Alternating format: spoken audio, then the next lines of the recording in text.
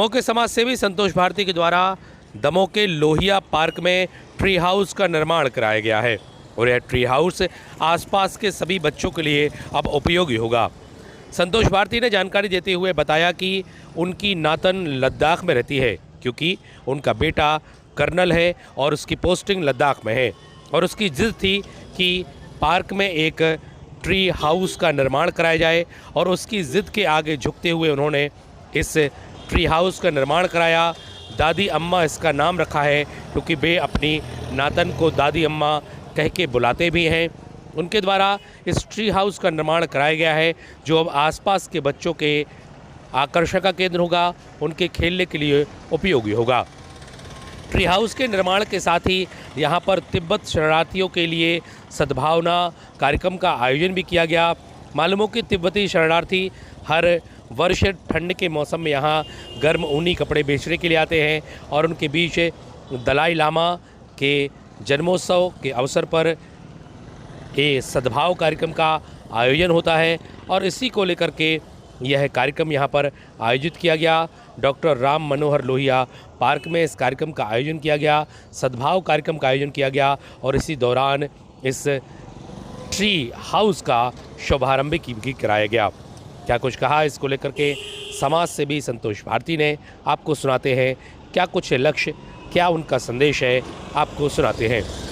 Bureau report, Asian news, Damoh.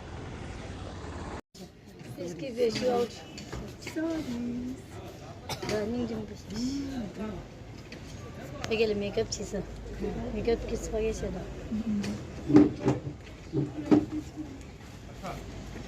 Story makeup किस में लाखों चीज़ इसी वाला खूबी तो ना चाहिए। ये जो देख रहे हैं ट्री हाउस, ये वास्तव में आप ये कह सकते, मैंने उसका नाम रखा है दादी अम्मा, जो मेरी नातिन है छोटी 8 साल की। ये उसकी जिद थी। करीब 1.5-2 साल से ये लोग आए नहीं थे छुट्टी पे। मेरा बेटा कर्नल है, लद्दाख में पोस्टिंग है। रोज़ उसके फ़ोन आते थे, हम आएंगे तब जब ये ट्री हाउस बनवा दो। बहुत कोशिश की कि ये टल जाए, अच्छा नहीं लगता लोगों को, ऐसा ना लगे कि नहीं। वो जिद पे अड़ी रही कि सबके लिए सब कुछ करते हैं आप लोग, अपने नातिन के लिए इतना सा काम नहीं करा सकते। ये चैलेंज उसने दिया और आज ये साकार रूप ले गया। तो ये निमित्त बनी वो, लेकिन ये समाज के सभी बच्चों के लिए जो मोहल्ले के हैं। अभी कल ही शूटिंग हुई थी, मुझे लगता है कि धीरे धीरे बच्चे आएंगे और उसका उपयोग करेंगे। उससे संबद्ध ये आयोजन है। वास्तव में वो उनका अवतरण 10 दिसंबर को हुआ था, लेकिन उस समय क्या था कि पूरे कई देशों में जो कोरोना फैला, तो ये नहीं कर सकते थे कि भाई सब जा कर के ये मनाओ, भीड़ इकट्ठा करो। तो उन्होंने कहा था स्थगित कर दो। स्थगन के बाद दमोह का जहाँ तक सवाल है, तो ये तिब्बती शरणार्थी बहुत सालों से हमसे जुड़े हुए, 40 साल से ऊपर हो गए। ये केवल विशुद्ध रूप से सद्भाव का कार्यक्रम था। सद्भावना हमारा मिशन है। लोग ख़ास तौर से इस वर्तमान दौर में और अपने देश में जिस तरह से नफ़रत की पूरी ऐसी फैलाई जा रही है गंदगी, समाज में आपस में लड़वाना, धर्म जाति के नाम पर, ऐसे समय में सद्भावना के कार्यक्रम होना एक संदेश देगा समाज को।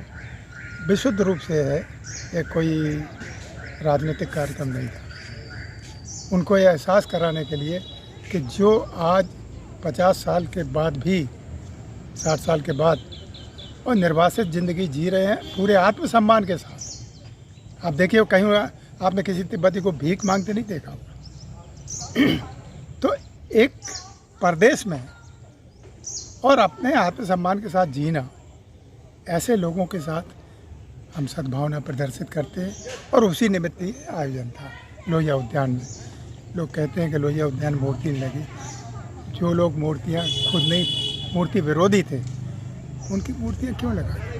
लेकिन जो उनका मिशन था जीवन का, हरियाली, ये सब बाग बगीचे, समाज में इसका डेवलपमेंट, तो ये जो आज आप देख रहे हैं, ये उसका जीवंत प्रमाण है।